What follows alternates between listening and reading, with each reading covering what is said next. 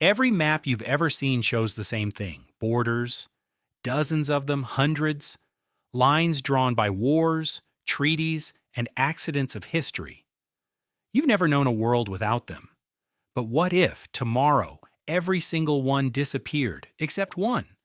Not one government ruling the world, one country, one flag, one people, everyone else gone. Which country could actually survive? And what would the country look like 50 years later? The answer is not what you think. Most people, when they hear this question, immediately think of the obvious candidates: the United States, China, Russia. Big, powerful, nuclear.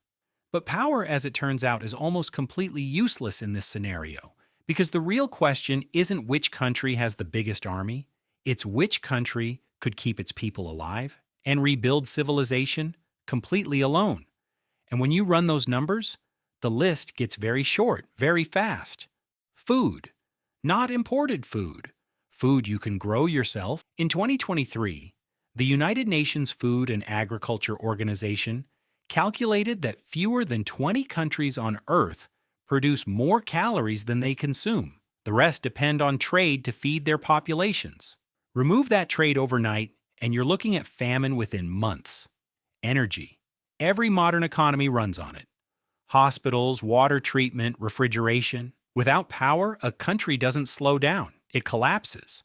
The question is whether a country can produce enough energy domestically from its own soil without importing a single barrel of oil or cubic meter of gas.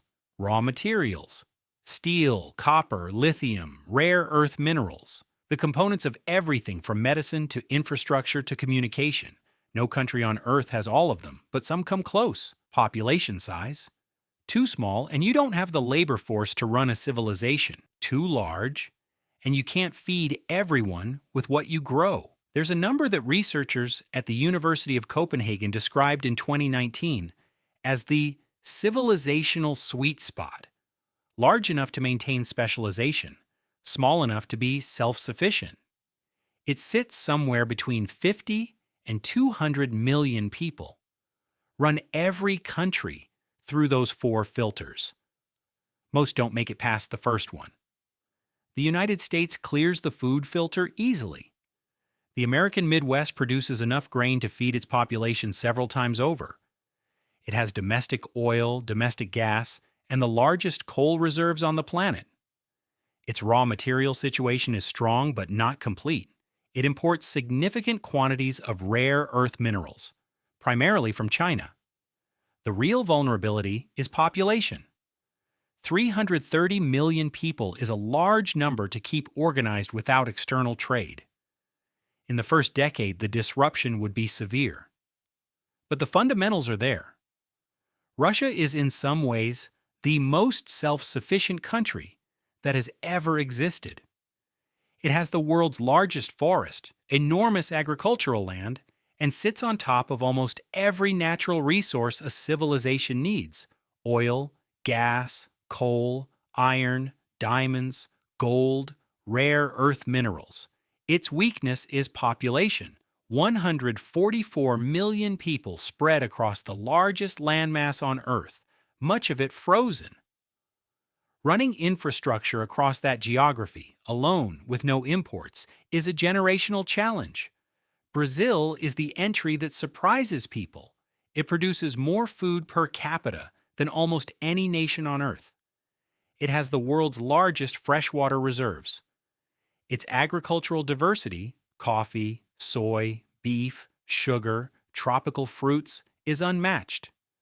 Its energy situation is strong, with significant hydroelectric capacity and domestic oil.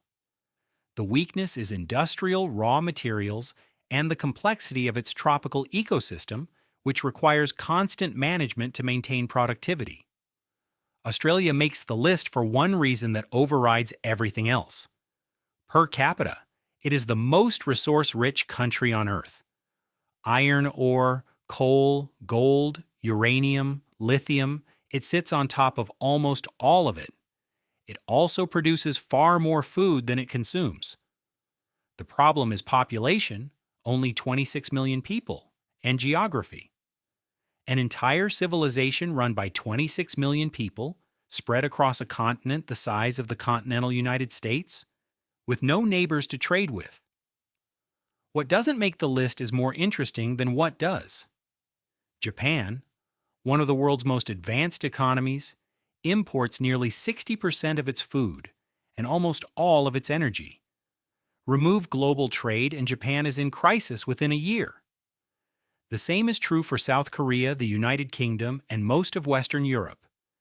Germany, often cited as a model of industrial competence, imports nearly all of its rare earth minerals and a significant portion of its food. Advanced manufacturing cannot save you if you cannot feed your engineers. But here's the part the obvious answer misses. Survival in year 1 is not the same as rebuilding civilization in year 50. The country that wins this scenario isn't necessarily the one that survives the collapse. It's the one that can rebuild, develop technology, maintain knowledge, and grow in complexity without any outside input. And that changes the calculation significantly, because what you need to rebuild isn't just resources, it's diversity. Biological diversity in your food supply, geographic diversity in your energy sources, human diversity, enough variation in skills, knowledge, and specialization to keep a complex society functioning across generations. By that measure, the most credible answer is the one almost nobody picks: Brazil.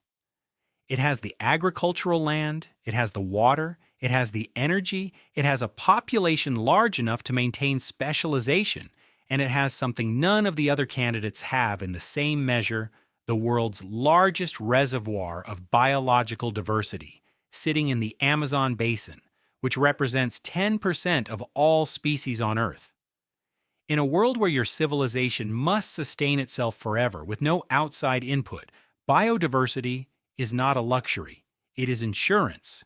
It is medicine. It is the genetic library from which new crops, new treatments, and new materials will eventually come. The United States has more power. Russia has more resources. But Brazil might be the only country that could still be thriving in 500 years. Picture what that actually looks like. São Paulo becomes the last functioning major city on Earth. The Amazon, the world's largest living pharmacy, containing plants that have never been scientifically cataloged, becomes the genetic library from which new medicines, new crops, and new materials are slowly discovered. There's a version of this thought experiment that isn't really about countries at all. Every border on every map exists because at some point, a group of humans decided that the people on the other side of a line were different from the people on this side, different enough to trade with separately, different enough to fight over, different enough to matter. Remove every country but one, and that distinction disappears overnight. What's left is just people, people who need food, water, shelter, and each other. The same things humans have needed for 300,000 years on every continent, behind every border that ever existed. The last country wouldn't be a country anymore. It would just be the world. Researchers who study civilisational resilience, the study of which societies survive catastrophic disruption, have noted one consistent finding across every scenario they model. The countries that make it are never the ones with the most weapons, the most money, or the most influence. They're the ones that can feed themselves. Everything else is negotiable.